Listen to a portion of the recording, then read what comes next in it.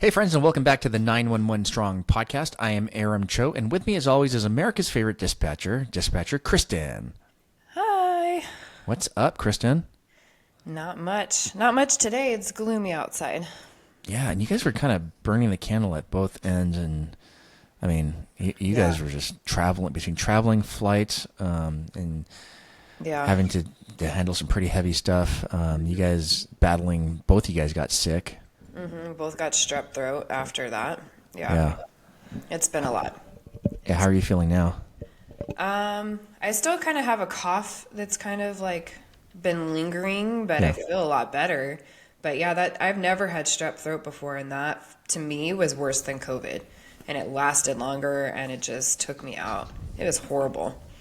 Absolutely Yeah. horrible. And before that, I mean, you guys were dealing with the leaky roof situation that caved in, the roof Yes. repair, and then you had to make sure all that was settled before you flew out to Sacramento and DC.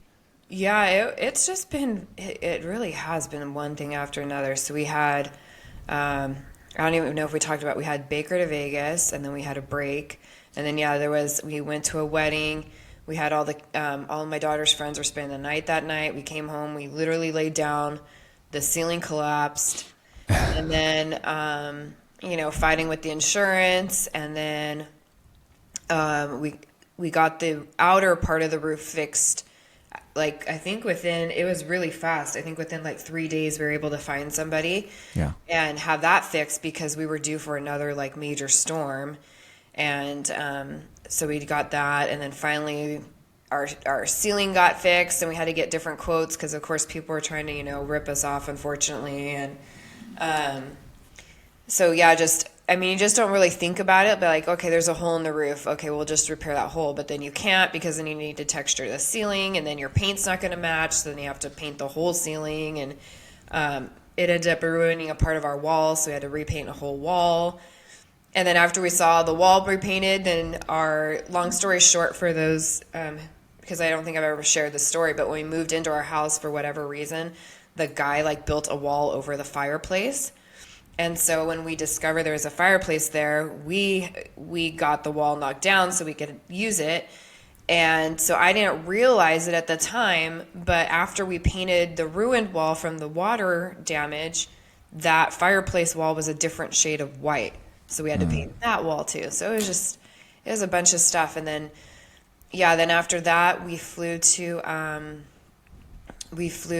drove to Sacramento for the California Police Officer Memorial, and then we had a day off to recover and do laundry and repack, and then we flew out to the Washington D.C. Memorial, and we were there for I think almost a week, and then we came home, and then the next day I started feeling really sick, and then I had strep for I think about like 10-ish days or something. It was horrible. And then, yeah, I taught my first dispatch class to a nearby agency. And finally now I think everything's almost done. We have the 1 year anniversary coming up. And Yeah. then, yeah, pretty much everything's kind of over after that. Finally getting a chance to breathe, because man, you guys were, I mean, were wearing your bodies down basically. Yeah. I think that's probably why we got so sick, is because we were just burning the candle at both ends. Yeah. So, Yeah, I didn't have it as crazy as you, but I am organizing our for those of you that don't know, we lost two of our officers last June 14th, and we're coming up on the June 14th memorial, and I'm the coordinator for the memorial event, and it's a lot of extra time at work, and then time away from the family. And then on top of that, our dryer went out, and our dryer, I will never replace her. I'm telling you, if you have an old Maytag Neptune washer and dryer, don't get rid of them, because they're easy to repair. So I'd repair them. These are like 25-year-old washers and dryers, and they're great. They still work great, and I can repair everything. But now we're getting to the point where they're stopping making parts for them. Yeah. Because they're so old. So I had to replace a part, and it took me forever to find them. So I did that. And in our trailer, my kids have been begging us to go off-roading, but we have a utility trailer that the boards have warped, and I have these two stubborn bolts that won't come out, and I literally worked on them for 6 hours trying to figure it out. I was so desperate. I went to social media asking for help. I saw that. And it's just, I'm still dealing with that. But in all that hectic stuff, I got to give your husband credit, Danny, because he was studying and preparing for the sergeant's exam, and he had a tremendous opportunity. I had always told him that, this is a great opportunity for him to promote, because I think at the time we were looking at promoting 7 or 8 sergeants, and so this was a great list to be on. And for those of you that don't know, when Danny gets on here, we'll talk about the process. But there's a tremendous pressure to pass the evolution. Mm-hmm. And there's a written component. There's an oral interview component. There's a practical application component. It's the hardest I would say the hardest test to go through in law enforcement, because I'd been through the detective process, the corporal process, the sergeant process, and lieutenant process. And looking back at all of them, I would say that the sergeant's process is probably the most difficult process to go through. So, Danny, welcome to the show. Oh, thanks for having me. Haven't had you up in a long time. I know I avoid you guys as much as I can. Hey, we were just talking. Kristen was catching up. Shut up. Kristen was catching us up with the hectic whirlwind schedule you guys have had with Sacramento, D.C., and on top of that, you preparing for the sergeant's exam. I mean, you had a tremendous responsibility because you were a liaison. Both of you guys were liaisons to the family of Sergeant Michael Paredes, who passed away. So you had a tremendous amount of responsibility, logistics, and coordination. You had to set up babysitting for your family. You had to basically put your lives on hold to do this. But at the same time, you really are invested in trying to promote for sergeant. So I want our audience to know, congratulations, Danny finally made sergeant. And it took 20 years, but yeah, I finally got No, there. It didn't take 20 years. Because you can't even really consider being serious about being a sergeant until you're like 10 years into your career. But your heart has to be in the right place, and I don't think I was quite ready till just recently. It was time to put myself in a position to be promotable. So yeah, I think it was time. It took me a little bit, but... Well, and he's been studying since November, I think it was, October, November. So it's been a long process, and he had a good group of guys that he studied with, and, he went to you for mentorship and some other people, and put himself through some classes on his own with some of the other guys as well, and they really just worked really just hard. To piggyback on what Kristen said, if it wasn't for going to the right people for the advice, preparation, the study group that I had, the group of men that we got together, made time for it in our busy schedule, because everybody has things going on. If it wasn't for all that and this new promotional process that our department's going through, I don't think I would have done as well as I did. Definitely anyone taking this new process, I guess it's like an assessment center type, it's like a 4-hour process. You have to get in study groups, in my honest opinion. To do it on your own, I don't think you can with that style of preparation for the sergeant exam. So anyone out there who goes through the same, I know generally you study on your own and you kind of keeping secrets on your own and preparing to give yourself the edge, but you're doing yourself a disservice. Get with a good group of guys who are on the same page and you feel you share the same ideology of promoting why you want to promote, and study together, help each other out, because I don't think I would have done as well, to be honest with you. So So that's what today's episode is about. We have a lot of people that were in the position you were in, preparing for sergeant's exam. So we want to pick your brain, since this is fresh in your and you actually did well and you accomplished the product. You mentioned that study groups were important, and back when I was doing it, study groups were important too, but I was surprised how many people refused to do that or just didn't take the time to do that. And tell us about how beneficial that was for you, like how you were able to bounce off ideas with each other.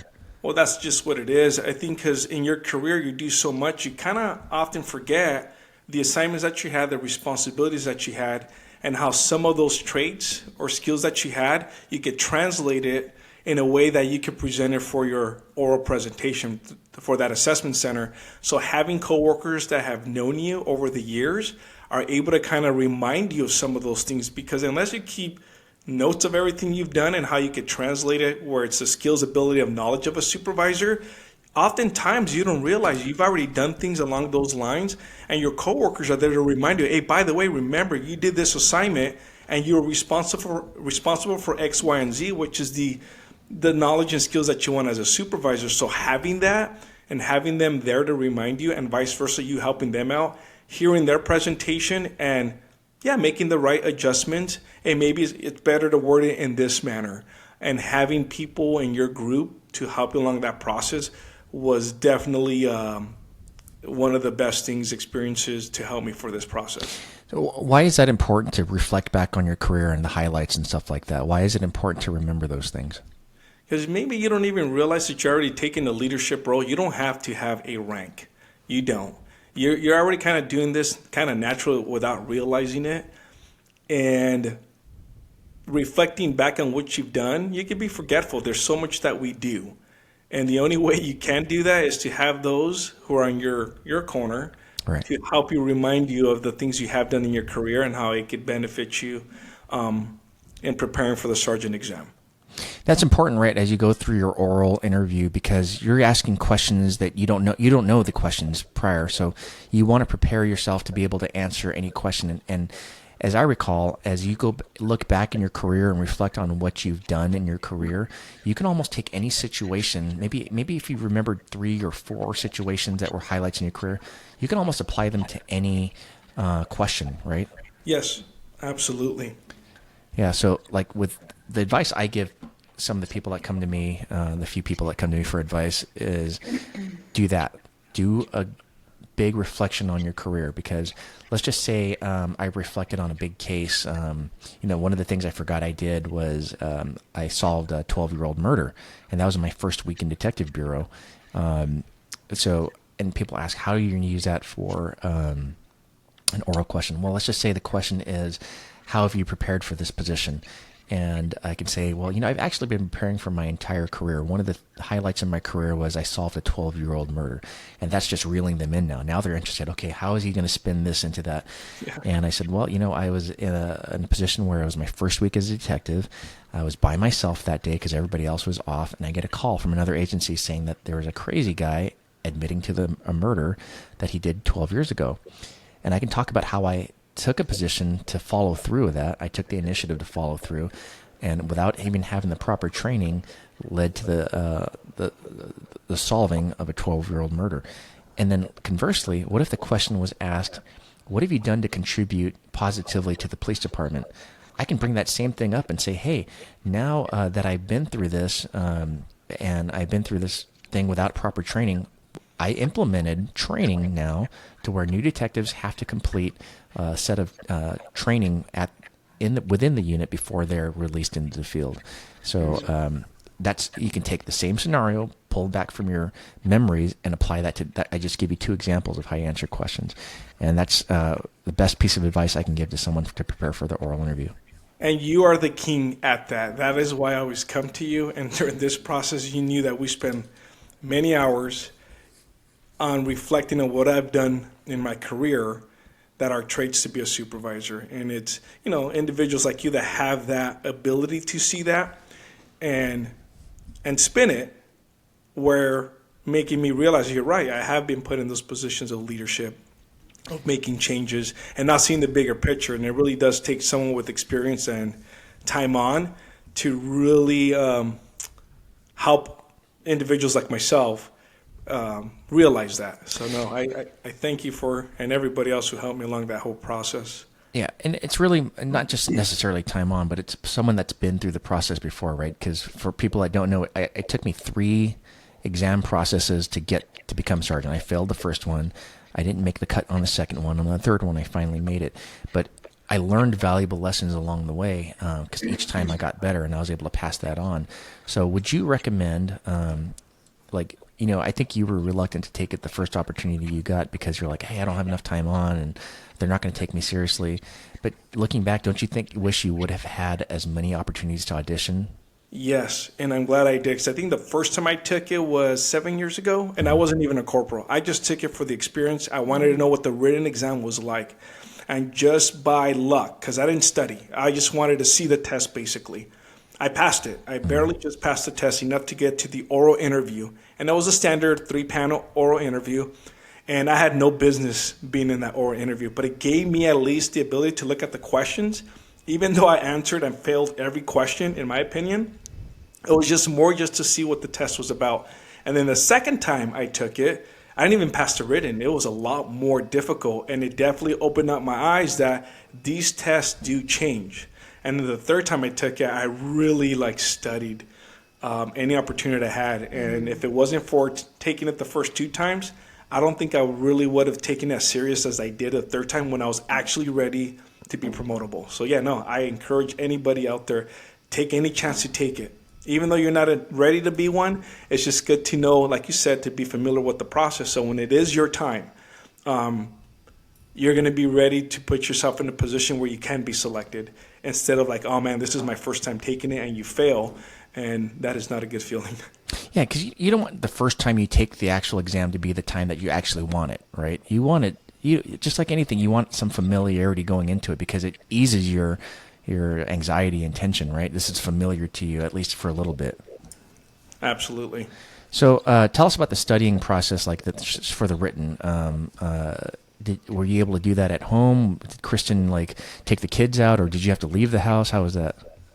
So luckily for work, any downtime, I had the help of another sergeant who helped me create a folder of everything involving everything from policy, legal source book, our MOU, our contract, just going over a lot of material, reading it. But then I found it easier that when I recorded myself reading this stuff and listening to the audio to and from work is where I really started to remember a lot of the things that I was going over. So reading it kind of made me tired and it was boring. Definitely listening to the audio of all this material that I was going over made it a lot easier. And yeah, of course, having the wife constantly getting on me if she saw me doing, I don't know, scrolling or cleaning my guns, shouldn't you be studying? And often she'll be right. She would kind of put me on check. So it's good always having someone to remind you, hey, this test is going to be around the corner. You don't know how difficult it's going to be. It's time to dedicate the time and study. So Kristen, it's really like a team effort, right? I mean, did you have to find yourself regularly encouraging him, or what's the wife's role in supporting the husband, or the spouse? I shouldn't say that. The spouse's role in supporting their applicant. I told him, well, I was like, now's the time to promote. He's senior enough, and he's been in that leadership position because he was already kind of leading a team himself, just in an acting role. And more so, I kept telling him, you need to promote so that I can quit. But I'm still working, so that didn't work out for me. But in all honesty, Danny's just one of those guys that just doesn't like change, and he's very humble and doesn't think he deserves it for whatever reason. And it's just one of those things in law enforcement. We all want change, but we hate change at the same time and reluctant to take any steps towards that change. So I'm one of those ones that loves change and likes to move forward. And so we kind of balance each other out. So I wouldn't say I was nagging him, but yeah, I would get on him sometimes and be like, I just want you to know, I want you just to do your best. And that way, if you don't make it, then you don't make it. If he didn't make it, it's not what we're about anyways. So it wouldn't have been hurtful, but at the same time, I could comfortably say that if for whatever reason he didn't get selected, that I saw him put in so much hard work and time and dedication to it that if it wasn't his time, it just wasn't his time. But I know he gave it his all. Whereas the last time he was fighting me tooth and nail to take the test and to do the interview and all the things. And he didn't even pass the test. So I was kind of irked at him for that. And I'm like, don't half-ass it. Put all your time and effort into it. If you don't make it, then it is what it is. We can't be mad at that because you did the best that you can. And but it didn't. I think he found a good balance. It didn't pull away from family time or from the kids. He would study when they're in school and things like that. And like he said, he would, do it driving in the car to and from. And he works a lot with our drone program and with SWAT and training and snipers and just patrol. So going to and from is like a decent, like 45 minutes to an hour. So he's at least getting that time in several times throughout the week and stuff. So he really did dedicate a lot of time. And like I said, he did the study groups, and I don't give him any slack for that. Like, yeah, I don't really see you. We've been really busy this last year, but I knew what it was for. So I didn't give him hard time as like a wife of like, you're never home. Why aren't you doing this and that? Like, I knew what it was for and what it was about. So we didn't have any issues or anything. Yeah, that's kind of important for other spouses to know. And this is a really difficult process. So just to give them an idea, because I think a lot of agencies are going towards the way we administered this last testing evolution for sergeants. Do you want to talk a little bit about what the process is like? Yeah, so the first part of it, there's literally 5 different evolutions, I guess you would call them. The first one is a standard oral board questioning of the standard, what have you done to prepare? There are other questions that follow, up to 7 of them, related to supervision specifically as a sergeant. After the oral interview, they give you maybe 10 minutes to prepare for the next one, which is more of a tactical situation. And they're going to ask you questions, what are you going to do? And it does require you to have either past experience, have knowledge of the policy, and you have to explain yourself what you would do for that situation. And as you're explaining it, then the situation is evolving. And you have to basically explain yourself why you're making those decisions. What is the thought process behind it, and also put the spin on it that you're familiar with it because you've actually have done it. You've been given the opportunity at some point in your career, whether you were the first unit on scene or whether you were a corporal or an acting sergeant. So obviously those who have been put in those situations are going to have the edge, are going to be able to perform better and explain things better because they've actually have done it. So that was the second part of it.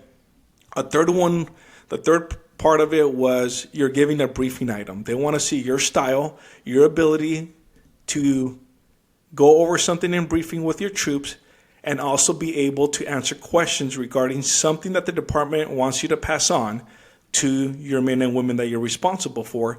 And what style are you using? How are you talking to them? How are you answering questions? Are you getting defensive? So they're really just looking to see your traits, true character. You have to try to be yourself as much as you can because they want to see the style and knowledge that you have in leading men and women in this career.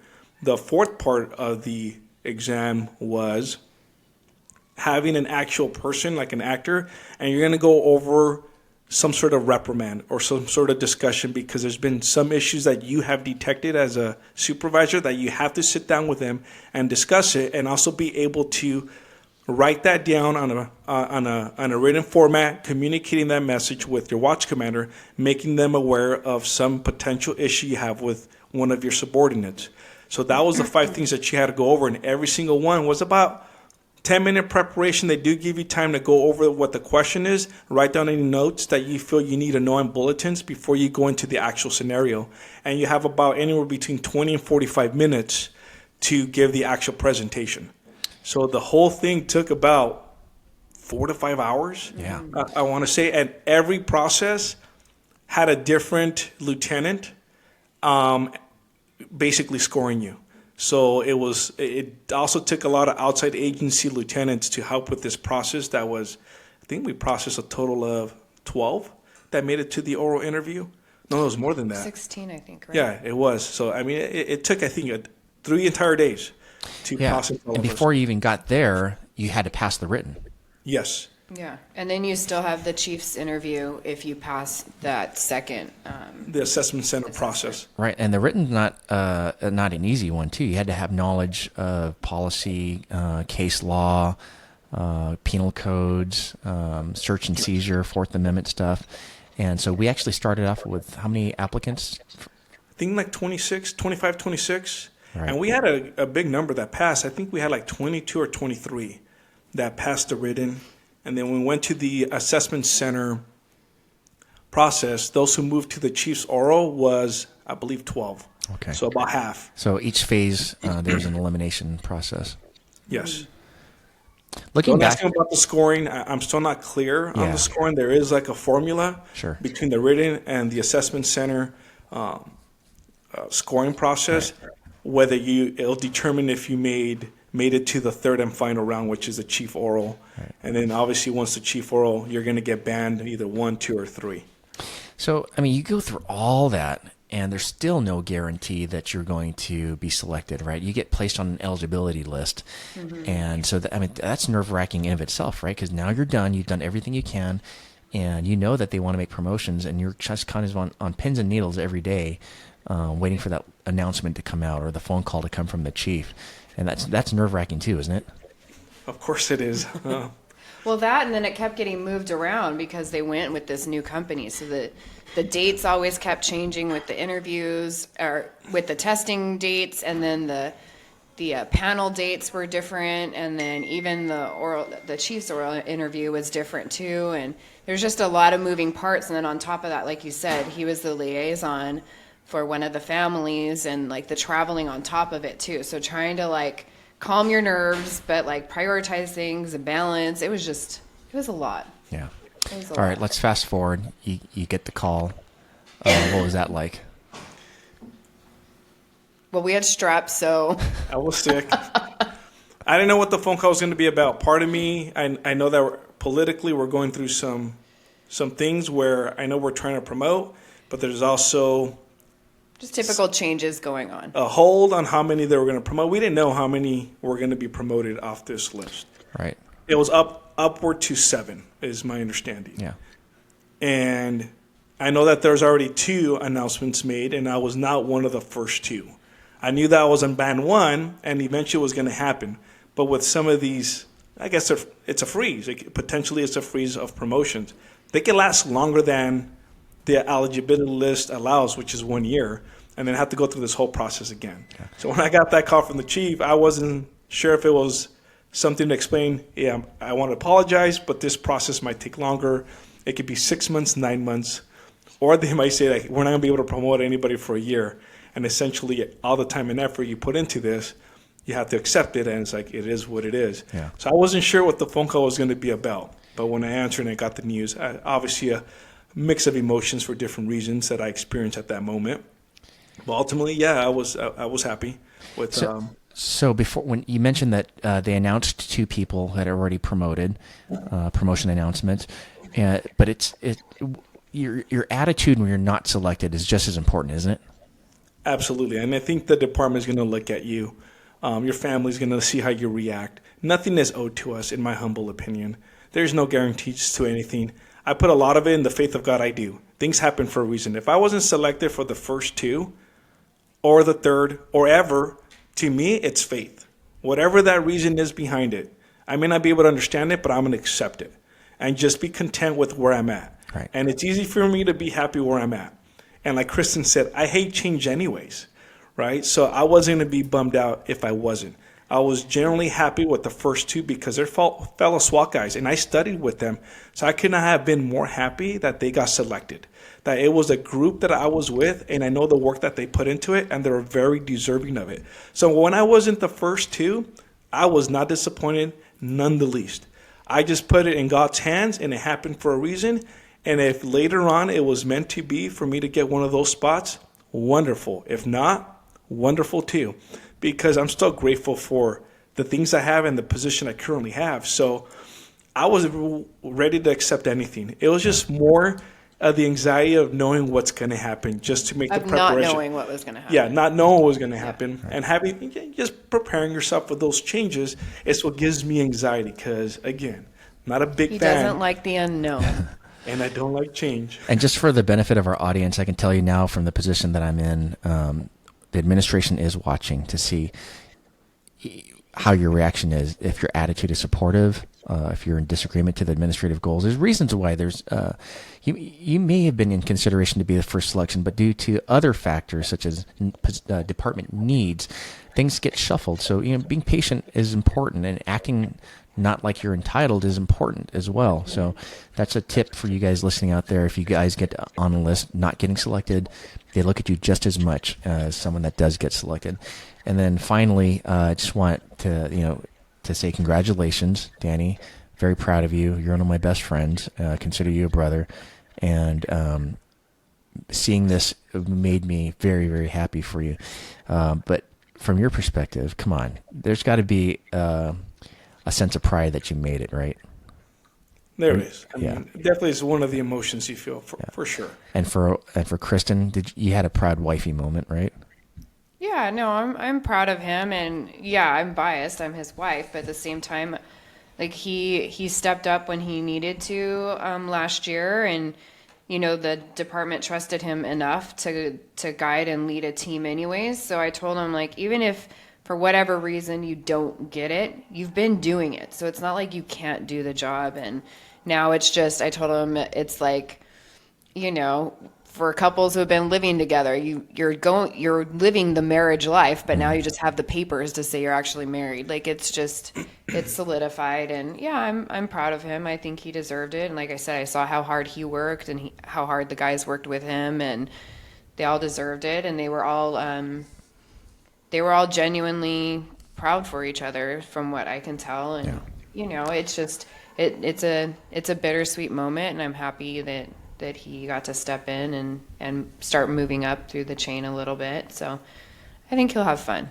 He'll be a good sergeant. In all of my law enforcement studies, I've learned that there's two of the most influential people in every new officer's life is, number one, their field training officer, and number two, their first sergeant. And being a sergeant is the most important position in any law enforcement rank and file. And now that you have those stripes on you, Danny, you have a tremendous responsibility out there, and I couldn't think of a better guy to wear those stripes. So congratulations. No pressure. You've been doing the job. Yeah. For those listening, Danny and I had been working on the same patrol teams for a long time. He was my corporal when I was a brand new sergeant, and I couldn't have gotten the job done without having a good right-hand man like Danny to get there. And I think conversely, he's seen the struggles that I went through early on as a sergeant, and that was actually a learning lesson for you too. To any of you guys out there now going through the process, I think the biggest motivating factor is to see what impact you'll have down the road. It's just not the stripes, it's not the position, because Danny mentioned it earlier, you can be a leader at any position. You can be a rookie and still be a leader, an informal leader. But now that you are a formal leader, you have a tremendous responsibility resting on your shoulders, and it's up to what you do in that position. And one of the things that you want to do is never be complacent. You want to continually hone your craft, because you're essentially starting over. You're not a line guy anymore. You were a sergeant. So now you've got to experience what it's like to be a new sergeant, get to that intermediate state, and get to that advanced state, so you can be there to mentor other future sergeants, your future leaders that are under your charge.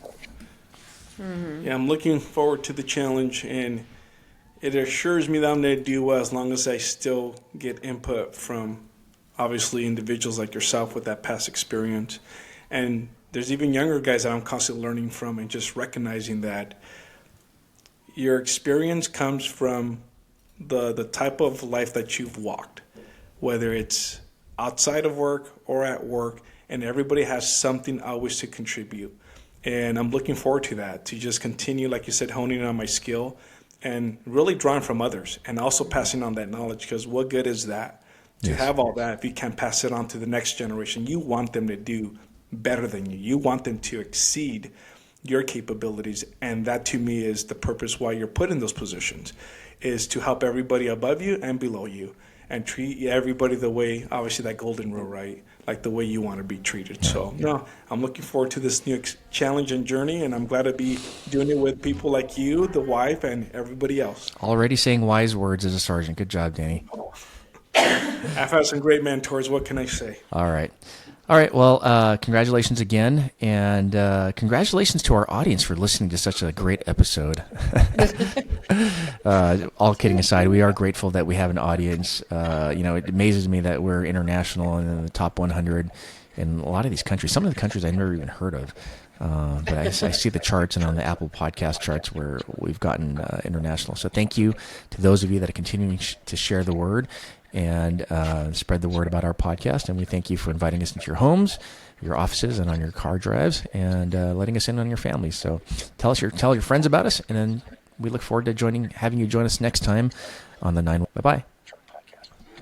Bye. Bye.